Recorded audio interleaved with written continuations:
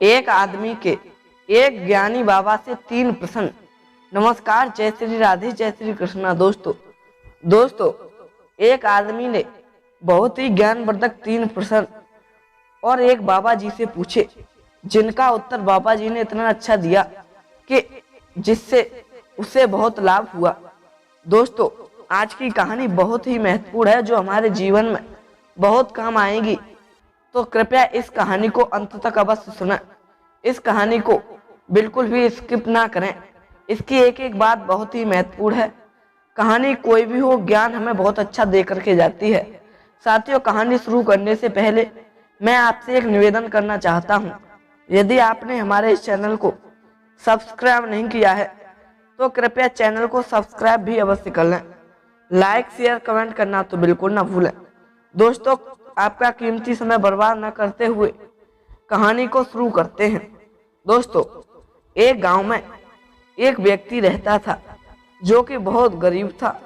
हर वक्त वह आदमी यह सोचा करता था कि मेरी जिंदगी कब बदलेगी और कब मैं इस गरीबी से बाहर निकलूंगा। तो एक बार उसके पड़ोसी वाले गांव में एक बाबा जी आए हुए थे, जो कि हर किसी के सवाल का जवाब दे रहे थे। प्रिय बंधुओं, तो उस आदमी ने भी सोचा कि क्यों ना बाबा जी के पास जाया जाए और अपने सवाल का उत्तर पूछा जाए कि मेरी गरीबी कब हटेगी। तो दोस्तों ये आदमी भी अपने सवाल का जवाब जानने के लिए अपने गांव से दूसरे गांव के लिए जंगल के रास्ते से निकल गया। जब भी आदमी जंगल के रास्ते से जा रहा था तो अंधेरा काफी हो चुका था। इस जंगल में घर दिखाई दिया, जो कि बहुत बड़ा और आलीशान घर था। इस आदमी ने वहां रात गुजारने के लिए उस घर के मालिक से इजाजत ले ली। उसे घर के मालिक ने आदमी से पूछा कि तुम उस गांव में किससे मिलने जा रहे हो। तो आदमी ने कहा कि मैं एक बाबा से अपने सवाल का जवाब पूछने जा रहा हूँ। यह सुनने के बाद घर के मालिक ने आदमी से कहा कि तुम उन बाबा से मेरा भी एक सवाल पूछना कि मेरी बेटी बोल नहीं पाती है। मेरी बेटी 20 साल की हो चुकी है और वो अभी भी गूंगी है। तुम उन बाबा से पूछना कि वो कब बोलना शुरू करेगी। उस आदमी ने घर के मालिक को हाँ कहा और अगली सुबह वहां से निकल गया। तो उसे एक बहुत बड़ा जादूगर मिला, जिसके हाथ में जादू की छड़ी थी। उसे बूढ़े जादूगर ने आदमी से पूछा कि तुम कहाँ जा रहे हो। आदमी ने जवाब दिया कि मैं एक बाबा से अपने सवाल का जवाब पूछने जा रहा हूँ। बूढ़े जादूगर ने कहा कि तुम उन बाबा से यह भी पूछना कि मैं स्वर्ग में कब जाऊंगा। वो आदमी हाँ करके और वहां से चला गया। थोड़ी दूर जाने के बाद आदमी को एक बड़ा सा कछुआ दिखाई दिया, जो कि एक ड्रैगन बनने की कोशिश कर रहा था।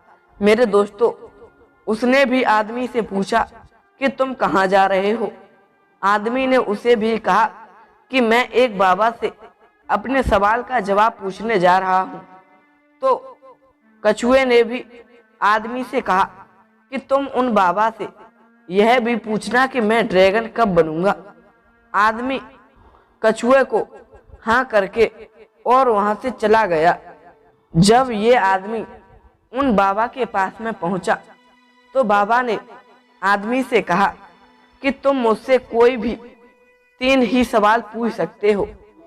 तो जब आदमी सोच में पड़ गया दोस्तों, तो वह सोच में पड़ गया और सोचने लगा कि अब मैं क्या करूं।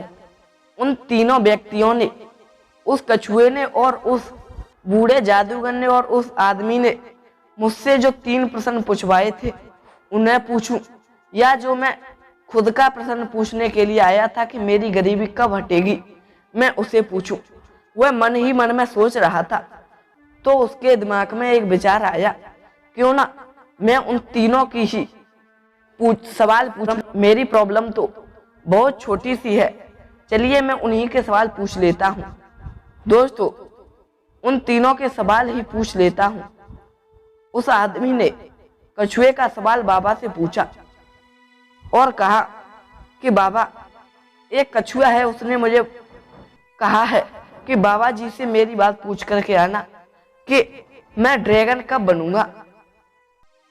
तो उन बाबा जी ने कहा, कछुआ अपने कवच से बाहर निकलेगा तब वो ड्रैगन बन जाएगा।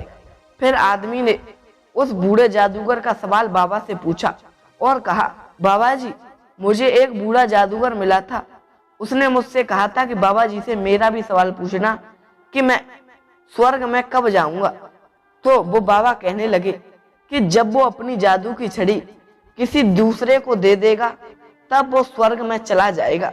फिर आदमी ने उस घर के मालिक का सवाल बाबा से पूछा और कहा, बाबा जी, एक आदमी और मुझे मिला था, एक व्यक्ति मिला था, उसने मुझसे कहा था कि मेरी बेटी 20 साल की है और वो अभी बोल नहीं पाती है, उसकी बेटी कब बोलेगी। तो वो जो बाबा जी थे वो कहने लगे कि उसकी बेटी का जीवन साथी मिल जाएगा तब वह बोलना शुरू कर देगी।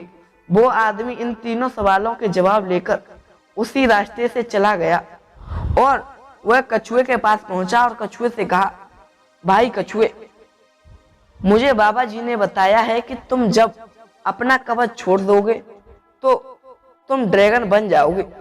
कछुए ने अपना कवच छोड़ा तो वह ड्रैगन बन गया। दोस्तों कछुए के कवच से बाहर उतरते ही उसके कवच से मोती निकले जो उस आदमी को मिले। फिर वो उसे बूढ़े जादूगर से मिला जो स्वर्ग जाना चाहता था। आदमी ने उस बूढ़े जादूगर को अपनी छड़ी किसी दूसरे को देने के लिए कहा था।